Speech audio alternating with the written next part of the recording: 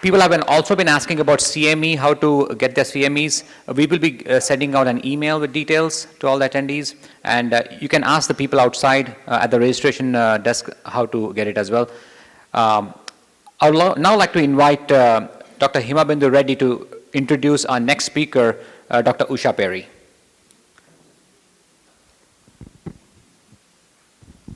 Wow, what a talk and what a symposium. Don't you all agree? Big shout out to our excellent speakers. And now it's time to kick back and relax a little bit and breathe.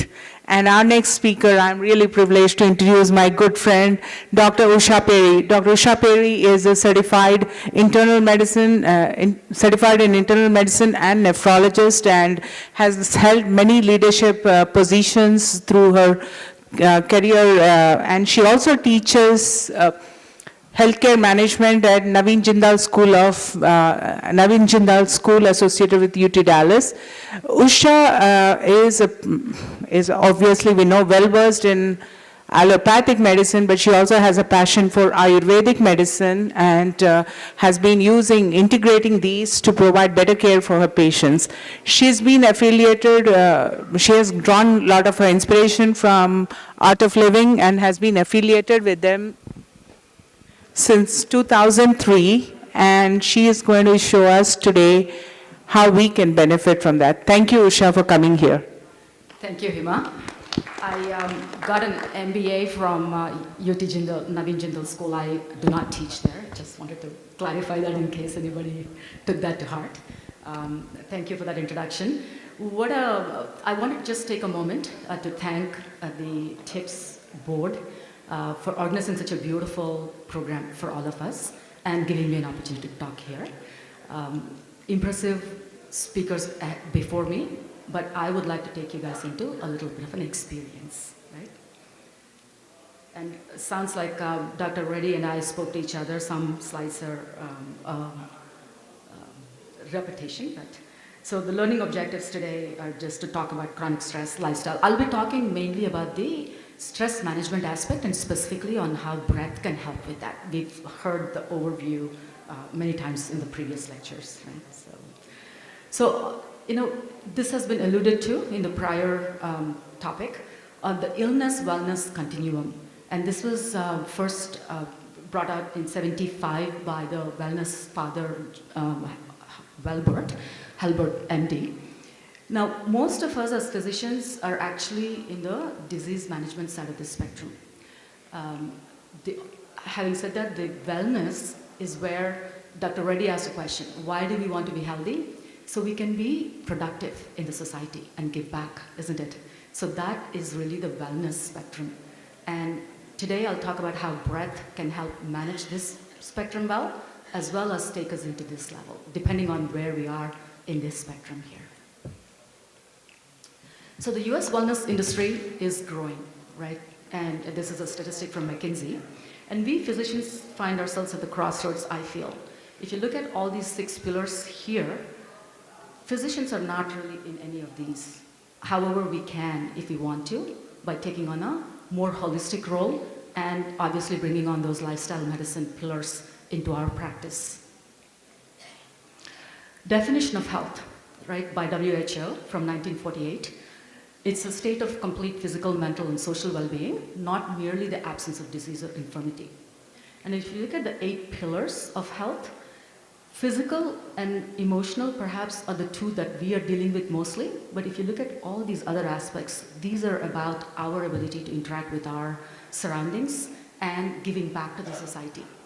And all our ancient civilizations, as a matter of fact, have recognized that and taken that into consideration. It goes back to the same point that Dr. Reddy was making just a minute ago about going back to the roots, to the basics, which is health, right, maintaining. Ayurveda, one of our very ancient sciences of health, actually if you look at the definition of health, they talk about samadosha, sama agni, sama dhatu, but also this prasanna atma indriya manas, right, the mind, a peaceful state of mind. Now, so as we are realizing, for maintaining health, the gap that we've had thus far is we as physicians have been taught in the biomechanical model of medicine. We tend to look at body, anatomy, physiology in a biomechanical model. The missing link is really the mind, body, and spirit complex, which the ancient civilizations and the ancient sciences have known, and we are catching up with our mental health initiatives and the focus on the mental health now. So how does that translate? So we talked a lot about stress, and actually part of my talk today is about stress and how breath helps with that, right? So let's just take a moment to understand stress a little better. It's a very ubiquitously used word, but taking a moment to understand it better is not a bad idea. So stressor is something that's outside of us, and it goes through these different filters. The prefrontal cortex, which is the mammalian brain, or the most evolved part of our brains. Then you have this limbic system with the amygdala and the hippocampus and the arcuate nerves, etc. This is also called the lizard brain, and this is evolutionary-wise ahead of the prefrontal cortex. This is our emotional brain. When something triggers us, this is what is triggering us. And then, of course, we have the reflexive brainstem part of our brain. When the stressors are there, it goes through these two filters, and our emotional limbic cortex is much more strong than our prefrontal cortex. And that's why, even though we all know the pillars of lifestyle, why is it difficult for us to implement them? When we're stressed and our emotions take over, it's hard. The executive functioning doesn't work very well, and we'll look at that data in a little bit. So when we perceive something as a stressor from outside, then these downstream effects start happening, right? The psychoneuroimmunobiology, the HPA axis, and its connection with the immune system was originally described by Eder and Cohen in 1991.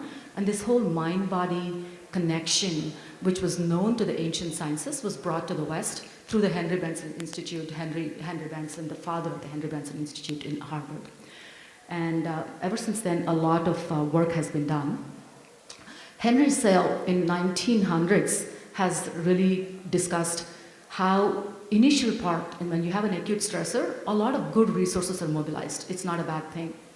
Then there's a phase where our body is resisting, coping with stressors. A lot of changes happen, and the allostasis that Dr. Mehta was talking about can happen in this phase. But if it goes beyond a certain point, this is when the reserves get depleted, right? So this is the problem, whether it's burnout or all stress-related diseases, this is where we catch ourselves as being a problem. And as we saw, it's the mind. It's not even the brain. What I showed you is a picture of the brain, but mind is something beyond the brain, and we'll talk about that.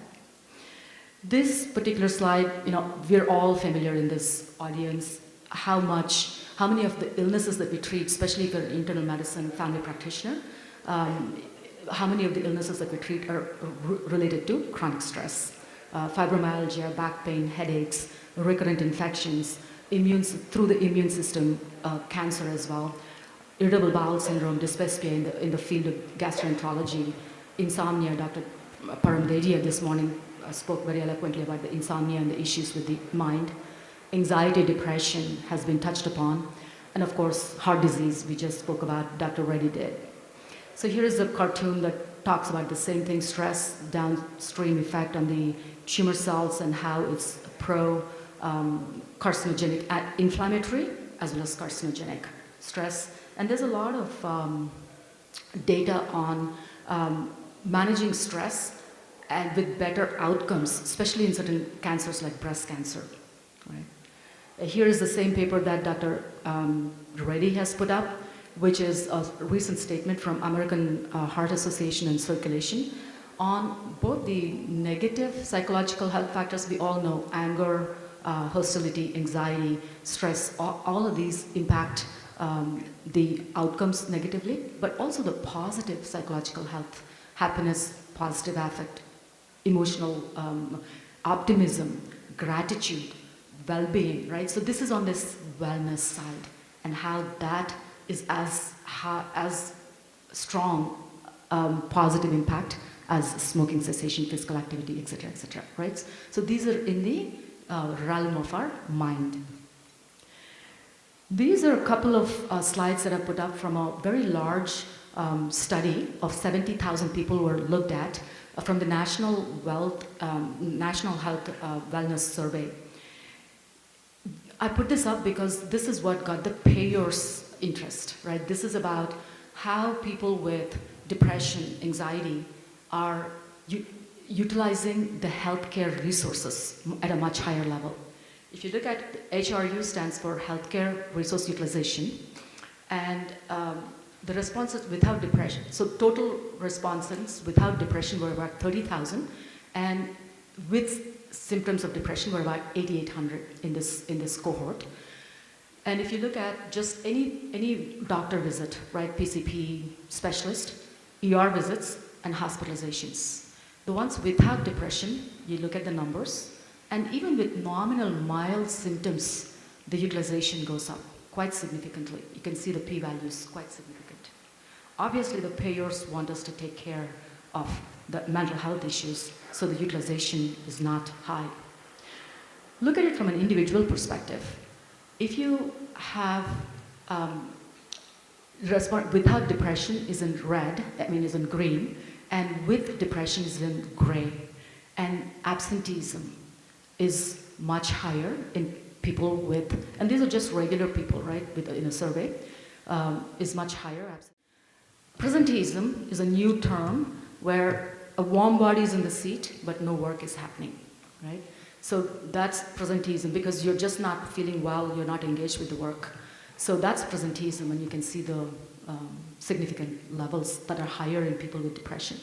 Overall work impairment, activity impairment. So in other words, if you have any mental illness at all, stress-related physical ailments as well as mental ailments, we cannot operate well. This is something intuitive, but here is a very large study that shows the same thing. The social impact. This morning, Sejal very eloquently talked about the social impact of stress, isolation, depression, suicide, the social divide, racial injustice, school shootings, quiet quitting, great resignation, just a whole bunch of societal. It's a lot of stress. What's the current standard for stress management? It's considered cognitive behavioral therapy and or coaching, right? For those of us who are on the better spectrum, for example, burnt out physicians, coaching is considered one of the standards of, standard tools that will help. So it definitely works, but CBT and coaching require that our stress levels at the level of the emotional brain that we were talking about are under better management. If you're really sad or if you're really angry, how much coaching and cognitive behavioral therapy is going to work for you? That's the question, right? So we need, these are called top-down tools. So having some physiological tools that will help us let go of these difficult emotions would be great, isn't it? Any of you know any tools that will help with releasing difficult emotions? Deep breathing, yes. Let's see how it does that. So how many of you are familiar here that our breath is connected to our emotion? Connected to our emotion. Yes? So when we're angry, what happens to our breath? It gets fast, isn't it? And it actually gets hot as well if there's enough awareness. So similarly, when we're sad, it becomes long and deep. But how many of us, some of you guys here who raise your hands are obviously aware of it, but there are many people who are walking around with no awareness of that, isn't it? So here is an experiment which shows that very eloquently. It's true. So we can actually flip it, and we can breathe a certain way and help let go of some difficult emotions. Can you all believe that? Yes? Have any of you tried it? Yeah, it works. So it's like a reset button, right? So here's an experiment. What they did, this gentleman, Philippot, in 2002, they took two groups of people.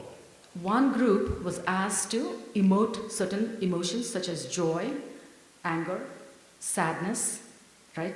3, 4 emotions. And they recorded their facial expression. And actually, they recorded their breathing. They were emoting, and their breathing was recorded.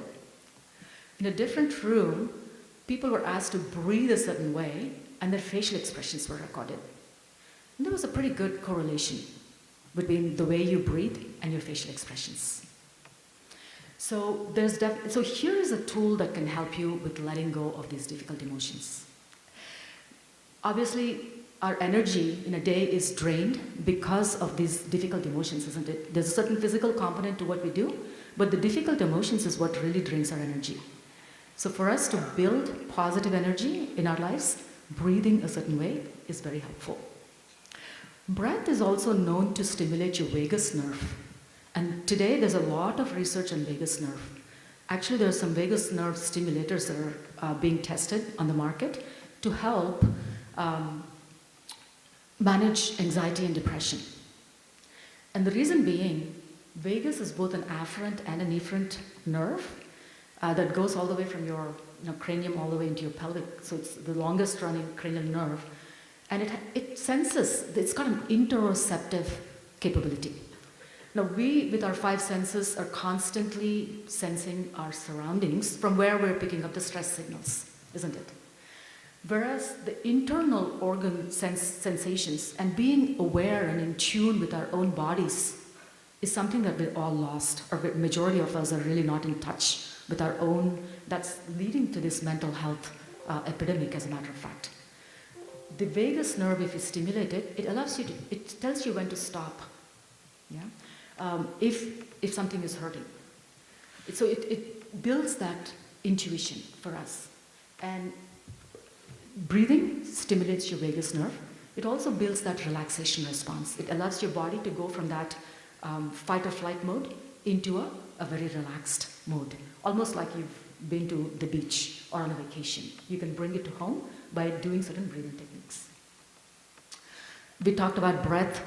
Now, we talked about the gap as being the difficulty managing our mind, the standard being CBT, and the bridge is the breath, in my opinion at least, and all the mind-body practices as well. In the last 10 years, the number of scientific publications on these mind-body practices, which there are a variety of them out there, has really 20,000 new publications have come up between 2007 and 2017. There's that much research and interest in these practices. And breathwork is one of the mind-body practices. Yeah? So like I said, it creates the sympathetic, it increases the parasympathetic tone, creates the relaxation response. It allows the energy to increase because you're able to let go of some of these difficult emotions. And it actually alters your brain waves as well, where the relaxation brain waves are more, the alpha brain waves, and there's a focus that you develop with it as well. So yoga, the ancient science of yoga and breath are known to increase the self-awareness, self-reflection. So it's all inwards, right? Like Dr. Reddy was saying, let's turn inwards. The self-regulation and the CBT works really beautifully when we have this capacity to self-regulate. The self-compassion for ourselves as well as others, and the self-actualization in the flow state and the peak performance state. So these are all known to be developed. So it's a skill, it's something that needs to be practiced, and it can be done. And there's a very beautiful paper down here if you want to reference to, which lays it out, the framework of how breathwork and yoga work. And that's how we create neuroplasticity. So in other words, if something, our stress threshold, if small things were stressing us out, especially in an energy deplete state and in a burnt out state, little things can stress us out. Yes, isn't that true? A lot of us have that experience. Yeah.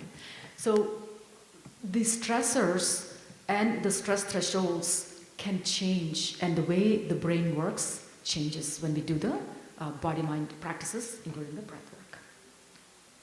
So just a few fun facts about breath. It's one of the only voluntary and involuntary faculty.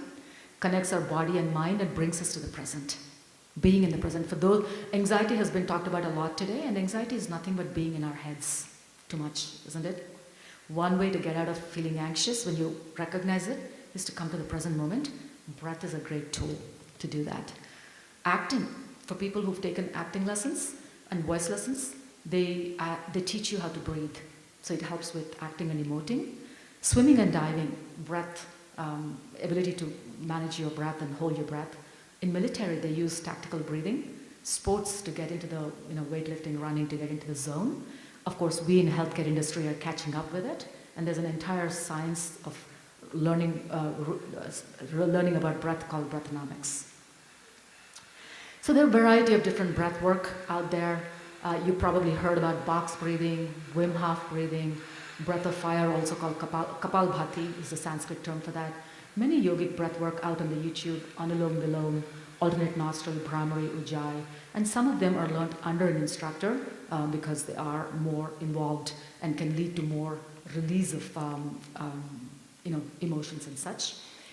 I view these as two categories. One that can use in the moment to help let go of something difficult. For example, you're feeling overwhelmed, you're feeling anxious. Take a breath break, right? Like a coffee break or a timeout, whatever it is. You take a short break, you do the breath work, it allows you to come back to the center. You can respond to the given situation better. And we'll right now experience a couple of those because my expertise is in experience, in being experiential, right? Giving you the experience. And some of my what happened? So I think it's giving me a prompt to do the experience, I suppose.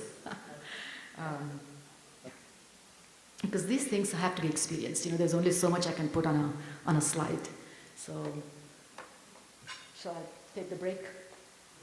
Nope. Why don't you do the experience? That's it.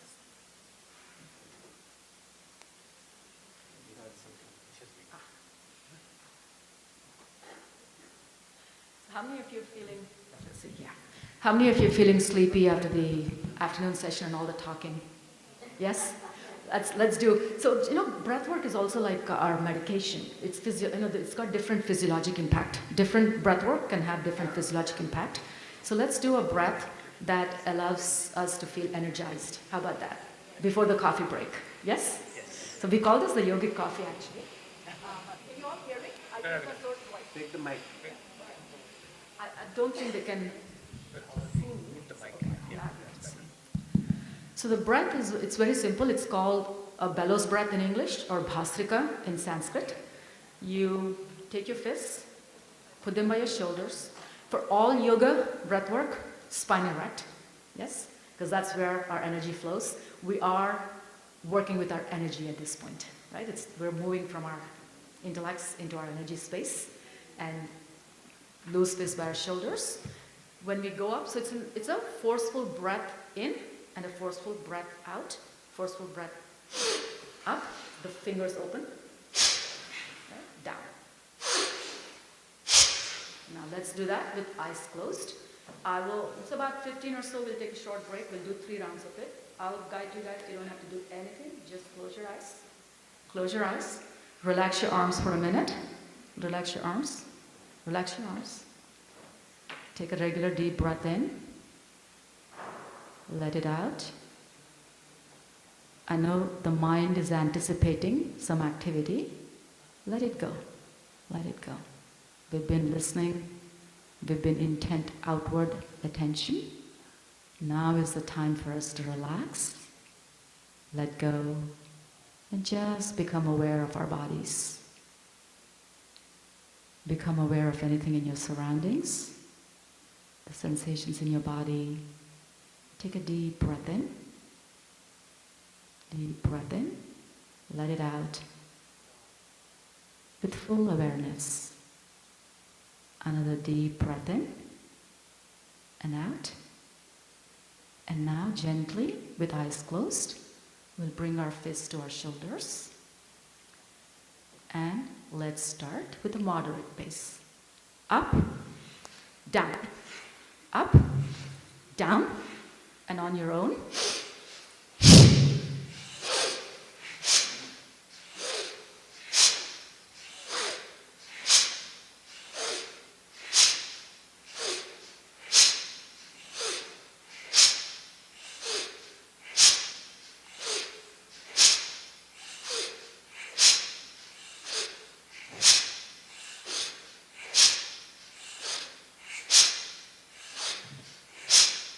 Relax the breath in your hands, keeping the eyes closed. Observing the sensations in your body and the thoughts in your head, if any.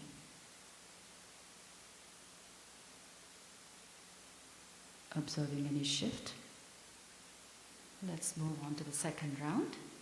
Let's all together start. Up, down, up, down on your own.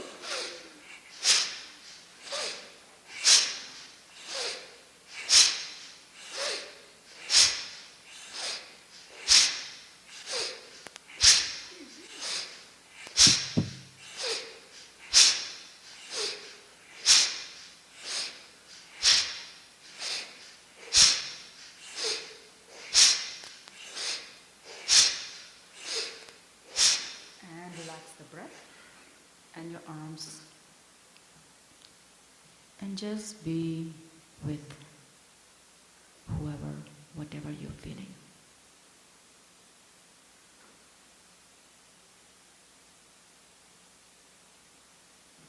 The last and final round.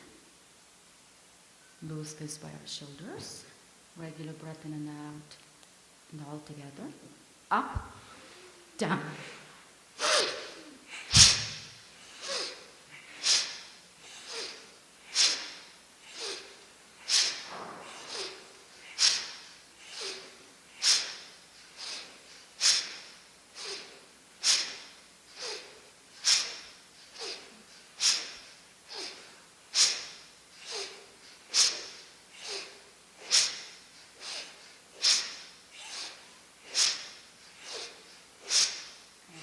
Relax your breath and your arms.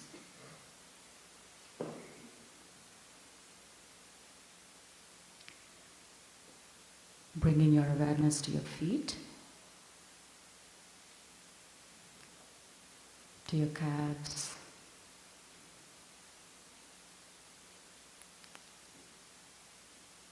to your thighs,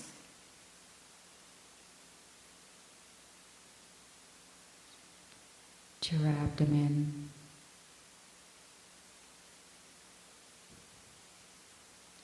to your chest,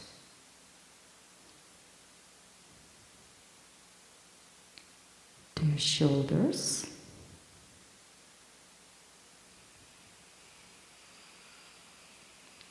to your arms,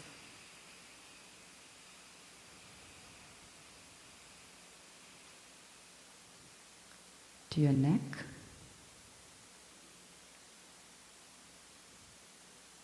to your face, to the top of your head.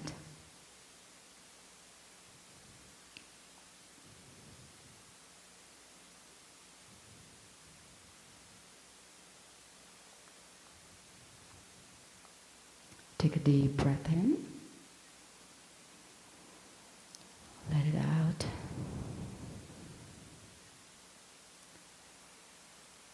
Another deep breath in.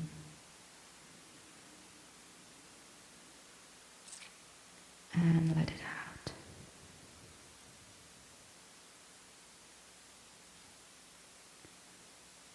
And whenever you feel complete and ready, you may open your eyes.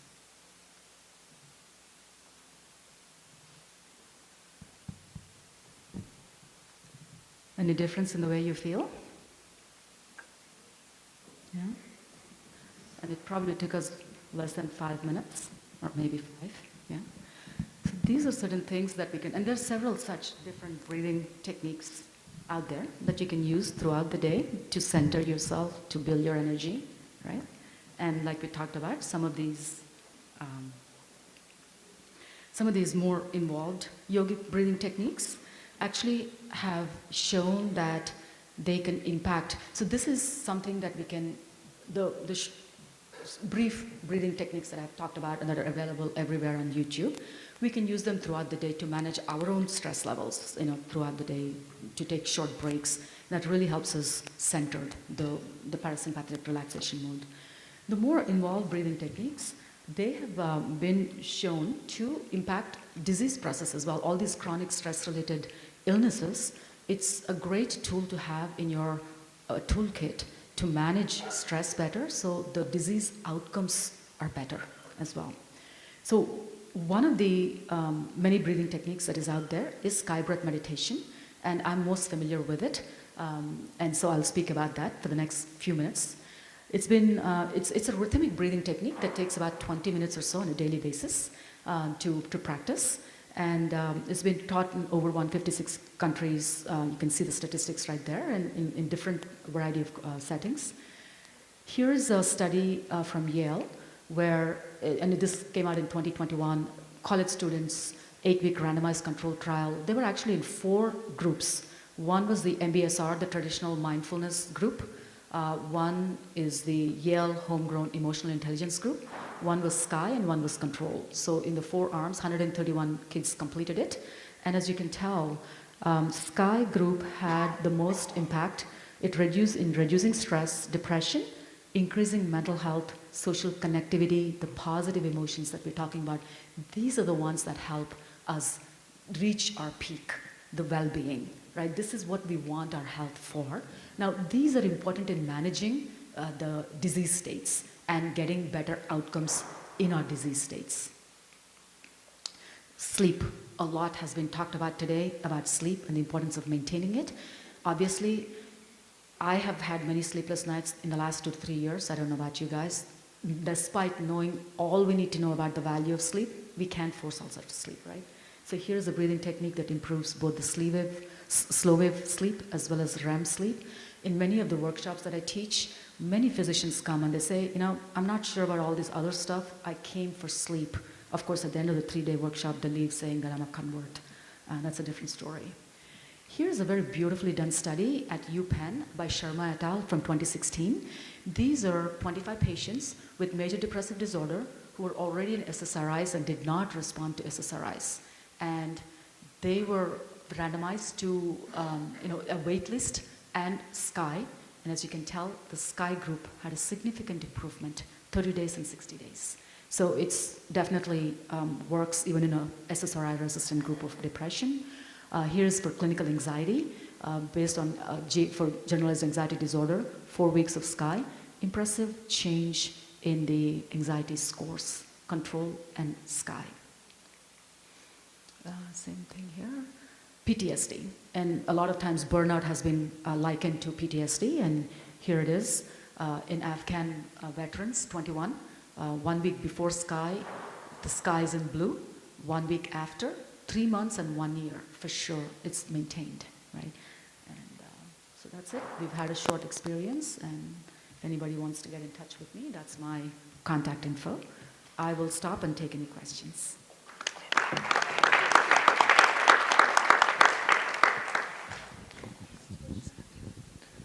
Yeah, you have a question. Hello, everybody. Thank you for joining me today. My name is Kirti Carter. Excellent talk, Dr. Peri. Quick question. You may have already covered this.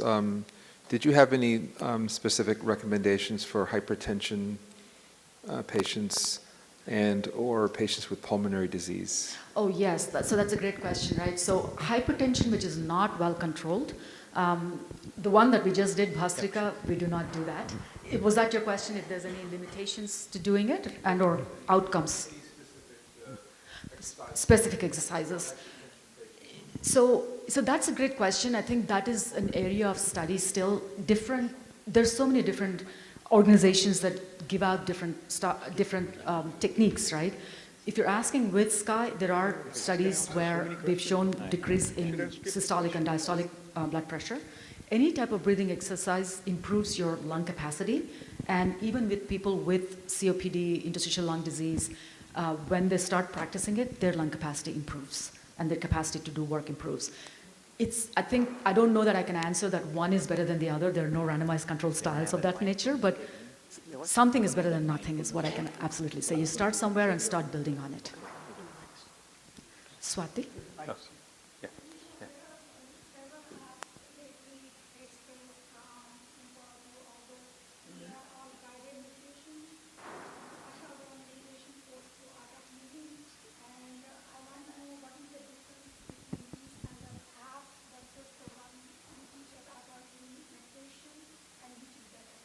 That's a great question, right? Again, there are no head-to-head randomized comparative trials, so take that with a grain of salt.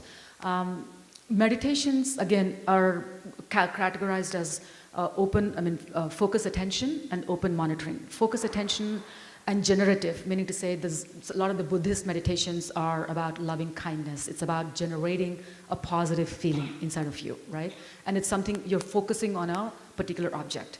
The open monitoring meditations are the ones where you're just observing, you're becoming a witness, you're observing your thoughts, and the more you take that witness role, the thoughts drop on their own. So there's no effort. It's more of an effortless, and that allows you to go deeper. And at the end of the day, these, as you start getting from beyond the mind and the body into the spirit aspect, we talk about 7 layers, right? We have body, we have breath, we have the mind, we have intellect, we have memory, which are all part of that brain picture that I showed. Then there's the ego, that sense of separateness, I, who's standing here talking. But then there's that deep core, which is the self. And the goal of any of these is to take us to that space of self. I hope some of you at least experienced that when we did the meditation or short breath, right? So a lot of the apps are more relaxing rather than if I were you, I would go with traditional. You know, we always do comparative shopping, which has the tradition behind it. These are all 6,000-year-old traditions, right? So what comes with the tradition, because that to me is like the scientific version of authenticity, right? And of course we have the scientific studies. And Sky is breath work that leads you to meditation. Breath work allows the mind to calm down. Then you can really allow the mind to settle down and you dive deep into the self. I think I'm over with my time. No, that's okay. Thank you all. Thanks for your attention. Thank you very much, Dr. Peri. That was great. Yeah. We're going to have a short 6 to 7 minute mindfulness break, followed by a shorter coffee break. We're trying to get done by 4:30. We've had such excellent speakers, excellent talks, so we're trying to get the most out of them.